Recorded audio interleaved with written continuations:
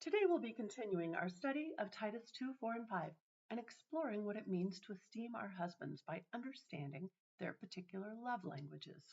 Hello, and welcome to Wisdom for Women, where we study the Word of God and the words of God, applying them practically to our daily lives, our habits, our decisions, our personalities, our work, our play, and our relationships. This is a gender-specific channel for women.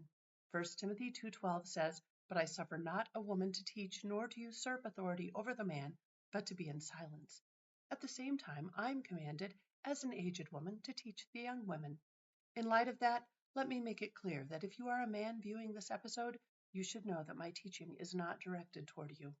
Also, I have received comments from men who wish to preview this channel to make sure it is appropriate for a wife or daughter, and I do not want to prevent that godly oversight on their part.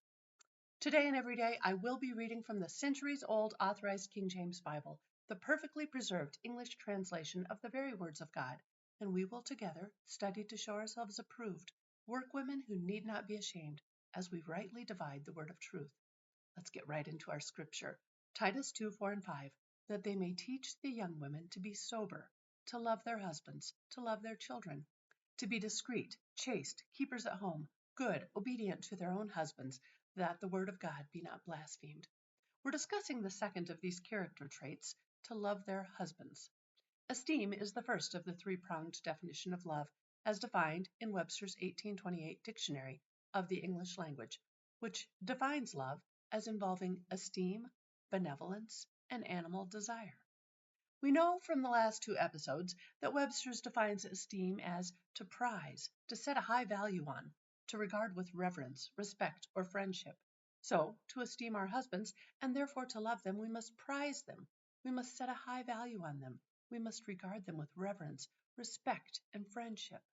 Today we're going to continue to study our husbands, this time in relation to the 5 love languages, and how we can use our knowledge of these to better serve as helps the ones who give assistance, remedy, or relief, which are meet, suitable, proper, qualified, convenient, and adapted to our own unique individual husbands.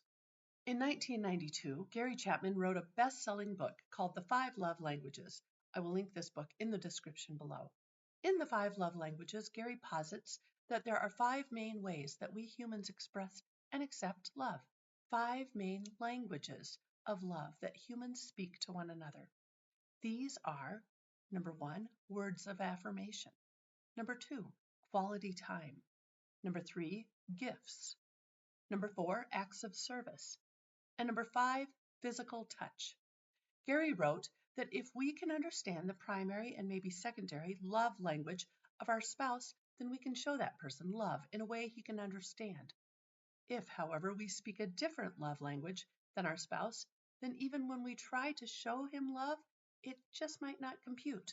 It might be crossed wires, misunderstandings, frustrations, and failures. Let's examine today each of these languages of love, one by one, and then we'll talk about how to apply them in our marriages to better esteem our individual husbands. First, we have words of affirmation.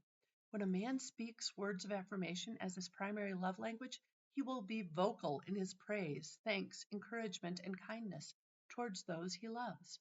When he receives that same kind of praise, thanks, encouragement, and kind words from his wife, he will feel that he is esteemed, that his wife loves him. He will consider himself valued, appreciated, and respected. If, however, his wife uses condemning, demeaning, nagging, or contemptuous speech, then he will feel that she neither loves nor respects him. Words of affirmation could be anything from, "You look terrific in that jacket," to, "Thank you so much for taking care of that clogged drain," to, "I love the great job you did building that," to, "I'm glad I married you." Second-hand words of affirmation are great too. So if you tell someone else, like your husband's sister or mother, for instance, that you just love some aspect of your husband, it will probably eventually work its way around to him and make him feel very esteemed by you. Gary Chapman tells the story of a couple where changing negative, nagging words to positive, appreciative words made all the difference. Reading from chapter 4, page 55. Several years ago, I was sitting in my office with my door open. A lady walking down the hall said, "Have you got a minute?" "Sure, come in." She sat down and said, "Dr. Chapman, I've got a problem. I can't get my husband to paint our bedroom. I've been after him for 9 months. I've tried everything I know, and I can't get him to paint it. Okay, stepping away from Gary Chapman, I'm going to insert an Amy comment here and say, there's another option here, lady.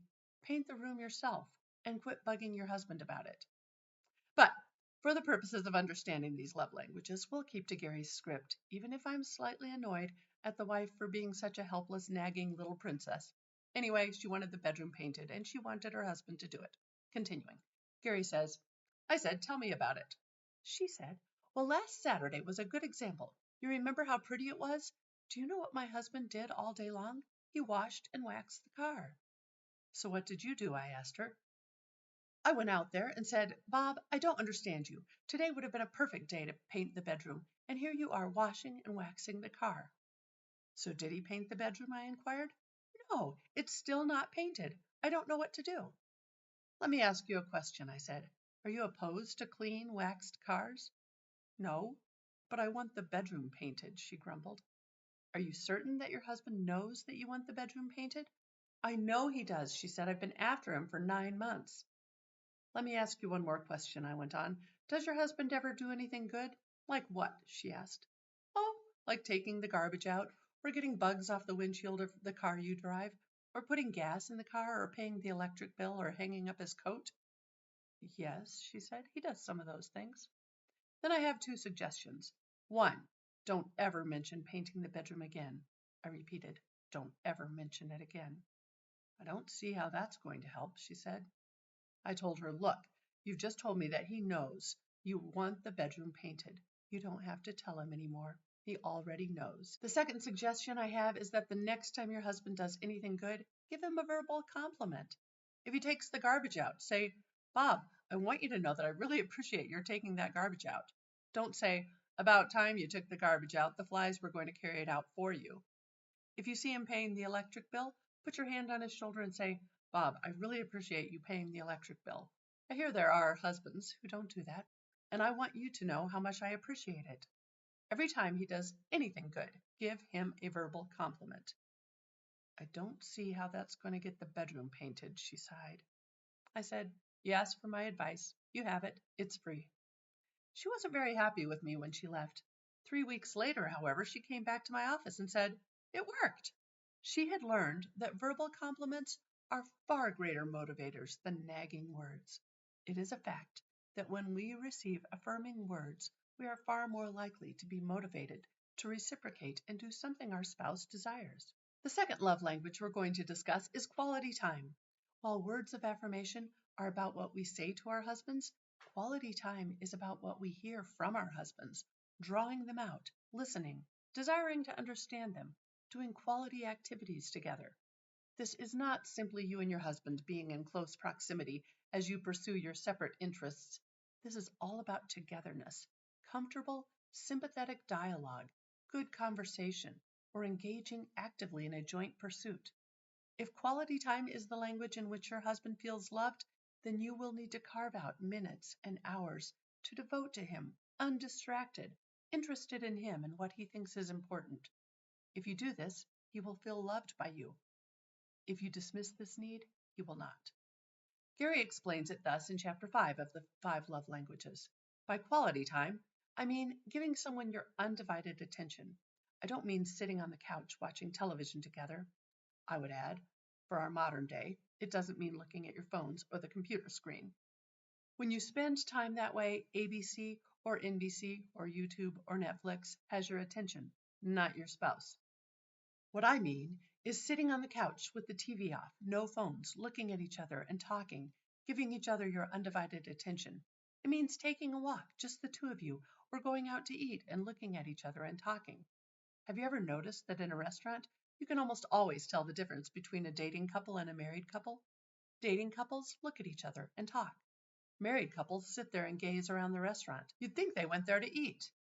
When I sit on the couch with my wife and give her 20 minutes of my undivided attention, and she does the same for me, we are giving each other 20 minutes of life. We will never have those 20 minutes again. We are giving our lives to each other. It is a powerful emotional communicator of love. Gary goes on, quality time does not mean that we have to spend our together moments gazing into each other's eyes. It means that we are doing something together and that we are giving our full attention to the other person. The activity in which we are both engaged is incidental. The important thing emotionally is that we are spending focused time with each other. The activity is a vehicle that creates the sense of togetherness. A husband and wife playing tennis together, if it is genuine quality time, will focus not on the game, but on the fact that they are spending time together. What happens on the emotional level is what matters. Our spending time together in a common pursuit communicates that we care about each other, that we enjoy being with each other, that we like to do things together. Third on our list of love languages is gifts. The husband who understands love in the language of gifts will appreciate receiving and owning things that remind him of your love and care for him. These things don't have to be expensive, but they do have to say somehow, I saw this and thought of you. It could be an interesting rock or a note in his bag of lunch, a special meal or treat that you make just for him. It could be buying him a book he's been wanting or a small gadget he likes. If you're generous and spending your own discretionary money, it could be something larger that would show him how much you care, like an item of clothing or a tool. Remember, women, this is not you spending lots of your husband's money on him if he wouldn't appreciate that. But it is giving from your own personal funds, your own personal resources, your own personal findings, and your own personal abilities. Gary addresses an aspect of the gifts love language that may be a hang-up for certain wives in Chapter 6 of the 5 love languages. Let's apply this to our husbands. If you are a spender, you'll have little difficulty purchasing gifts for your husband. But if you are a saver, you will experience emotional resistance to the idea of spending money as an expression of love. You don't purchase things for yourself. Why should you purchase things for your husband? But that attitude fails to recognize that you are purchasing things for yourself. By saving and investing money, you are purchasing self-worth and emotional security. You are caring for your own emotional needs in the way you handle money by being a saver. What you are not doing is meeting the emotional needs of your husband. If you discover that your husband's primary love language is receiving gifts, then perhaps you will understand that purchasing gifts for him is the best investment you can make. You are investing in your relationship and filling your husband's emotional love tank. And with a full love tank, he will likely reciprocate emotional love to you in a language you will understand. When both persons' emotional needs are met, your marriage will take on a whole new dimension. Don't worry about your savings. You will always be a saver, but to invest in loving your husband is to invest in blue chip stocks. Something more we need to say about the love language of gifts. Sometimes your gift to your husband could simply be your physical presence. This is not the same thing as quality time. This is just you being there, in the audience while he performs on a stage, or in the congregation while he preaches a sermon. In times of crisis, the gift of your presence, just you being there, might be the best gift you can give. Gary tells a story of this very scenario playing out. A husband once said, when my mother died, my wife's supervisor said that she could be off 2 hours for the funeral, but she needed to be back in the office for the afternoon. My wife told her boss that she felt her husband needed her support that day, and she would have to be away the entire day. The supervisor replied, if you're gone all day, you may well lose your job. My wife said, my husband is more important than my job. She spent the day with me. Somehow that day I felt more loved by her than ever before. I have never forgotten what she did. Incidentally, he said, she didn't lose her job. Her supervisor soon left, and she was asked to take his job. That wife had spoken the love language of her husband, and he never forgot it. The 4th love language we're studying is acts of service. If this is your husband's primary love language, then he'll love it when you go the extra mile for him, when you bring him coffee or breakfast in bed, when you take care of something he might have considered his responsibility, like mowing the grass, or oiling the hinges on the door, or cleaning out a clogged drain, or, like our first story, painting the bedroom. He will appreciate having his clothes clean and ironed, the house swept, delicious meals on the table, the garden weeded and watered, and more. If you do these things, he will feel that you love and esteem him. If, however, you cannot be bothered to lift a finger to serve him, he will feel dishonored and disrespected. Acts of service, Gary says, require thought, planning, time, effort, and energy. If done with a positive spirit, they are indeed expressions of love. Jesus Christ gave a simple but profound illustration of expressing love by an act of service when he washed the feet of his disciples. In a culture where people wore sandals and walked on dirt streets, it was customary for the servant of the household to wash the feet of the guests as they arrived. Jesus, who had instructed his disciples to love one another, gave them an example of how to express that love when he took a basin and a towel and proceeded to wash their feet. After that simple expression of love, he encouraged his disciples to follow his example.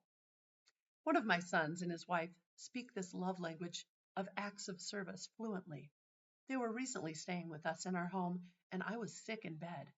The two of them weeded and thinned my entire herb garden, and then took the thinnings of fennel and radicchio, added them to a main dish, and created a beautiful meal, which they sent in on a tray via my husband to my bedside.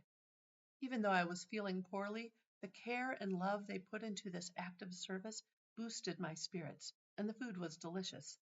I personally felt loved and esteemed by both of them. Acts of service can also simply happen in the moment. This might mean jumping up to open the door for your husband if he has his hands full, or to plug in the power drill battery so it gets recharged when you notice it's on low, or making a new pot of coffee or tea when you can see the pot getting empty, or darning his socks that have holes, or sewing buttons back on his shirt when they fall off, or any of 100 different things that tell him, "You're important and valuable to me. I want to serve you." If your husband speaks acts of service as his primary love language, then you will need to learn to order your time and your energies around what will best serve your man. It will shame him and it will not esteem him if you laze around the house and let the place go while you binge on Netflix or YouTube or social media. The final love language Gary writes about is physical touch. This is not just about sex. It can be simply sitting next to your husband so that your shoulders touch, or hugging him when he gets home from work, or kissing him before he leaves, or holding hands when you pray, or when you walk together, or running your hand through his hair, or just letting your knees touch under the kitchen table. Often physical touch for a man who speaks it as his primary language will be about sex, but many times it will simply be a fleeting or continuous connection, the assurance that you, his wife, are there, responsive to him, and enjoying being close to him. If your husband's primary love language is physical touch, then when he is sitting to work, you could sit next to him with your legs touching, or you could walk by and brush against him, or pause for a few moments and rub his shoulders. If he is driving, you could hold his non-steering hand or lean your head on his shoulder. The ideas are as endless as your imagination. Maybe your husband loves to roughhouse and wrestle and play with you. That is a dialect of physical touch love language. Maybe he likes to sit next to you with his arm around your shoulders. If his primary love language is physical touch, then lean into that and relax there, touching him. You will be filling up his love tank. If you do not touch him frequently, then he will not feel your love and esteem for him. Note that wanting sex often does not indicate for certain that your husband uses physical touch as his primary love language. Sex is an overarching category that should be present in all love languages. So don't make the mistake of thinking that since your husband wants sex all the time, that he obviously has physical touch for a primary language. Gary talks about a man he counseled, Bob, who couldn't decide what his primary language was, since he wanted sex a lot, but also needed words of affirmation, from chapter 9 of the 5 love languages. After hearing the 5 love languages, Bob said to me, "I don't know. It seems that 2 of those are just about equal for me." "Which 2?" I inquired. "Physical touch and words of affirmation," Bob responded. "By physical touch, what do you mean?"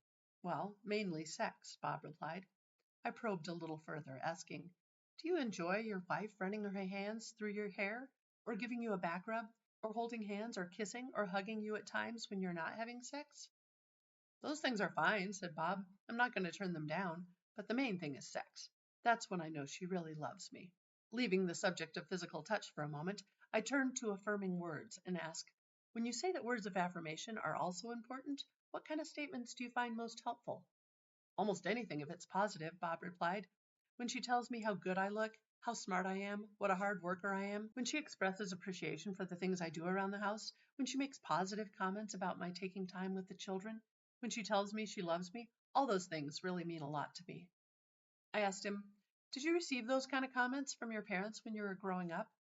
Not very often, Bob said. Most of what I got from my parents were critical or demanding words. I guess that's why I appreciated Carol so much in the first place, because she gave me words of affirmation. Let me ask you this, I said. If Carol were meeting your sexual needs, that is, if you were having quality sex as often as you desire, but she was giving you negative words, making critical remarks, sometimes putting you down in front of others, do you think you would feel loved by her? I don't think so, he replied. I think I would feel betrayed and deeply hurt. I think I would be depressed. Bob, I said, I think we've just discovered that your primary language is words of affirmation. Sex is extremely important to you and to your sense of intimacy with Carol, but her words of affirmation are more important to you emotionally.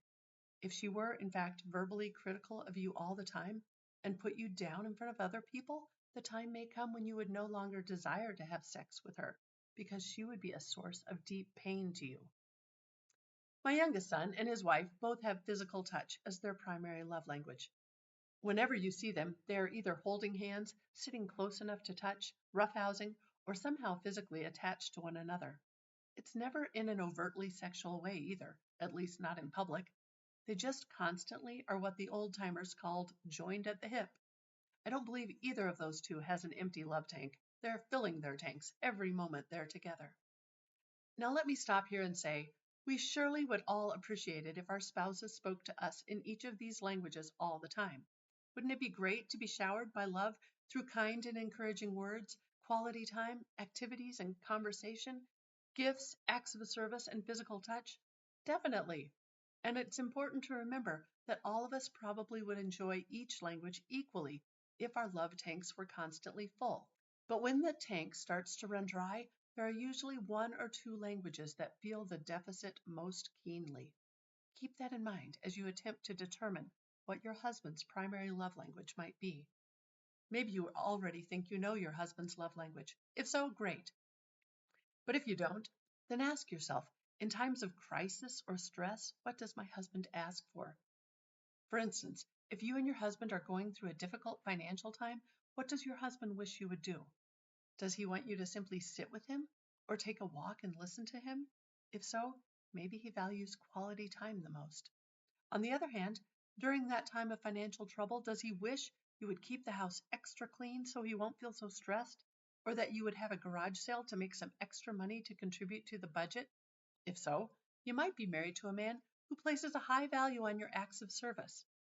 Maybe the thing that would encourage him the most is for you to make a special card for him that tells him the two of you are going to get through this time, that you love him. And then you could take that card to work with him or keep it in his pocket and look at it and be reminded that you took time and effort to give him something special.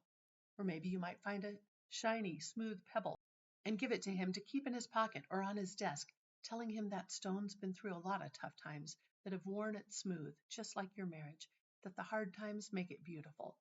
If so, if that's what he would like, you might be married to a man who values gifts from you the most. What if, during that time of financial stress, your husband just wants you to sit next to him, cuddled up with your head on his shoulder, or wishes you would massage the kinks out of his neck and shoulders, or would just appreciate you hugging him and reassuring him that it will all be okay?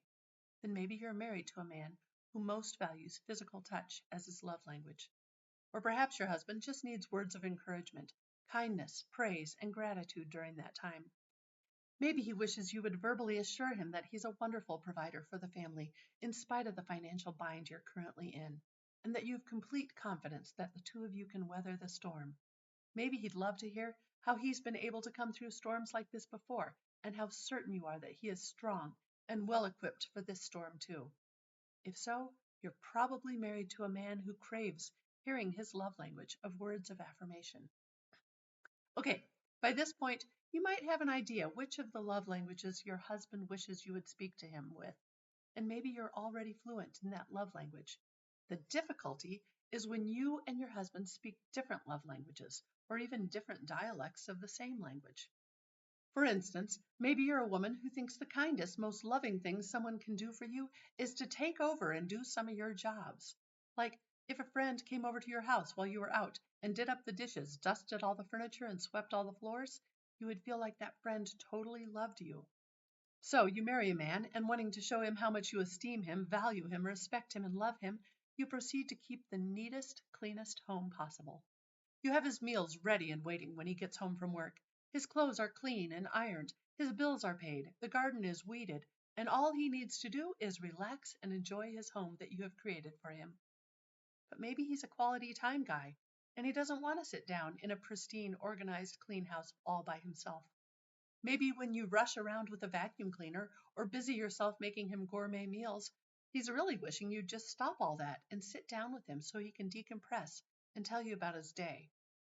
What's going to happen when you naturally speak two different languages? Conflict.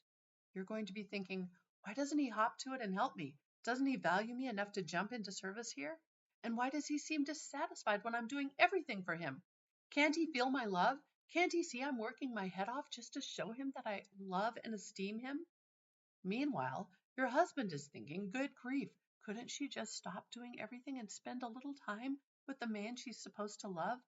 I guess she loves this house way more than she loves me, because it's obvious where she wants to spend all her time. This is just one example.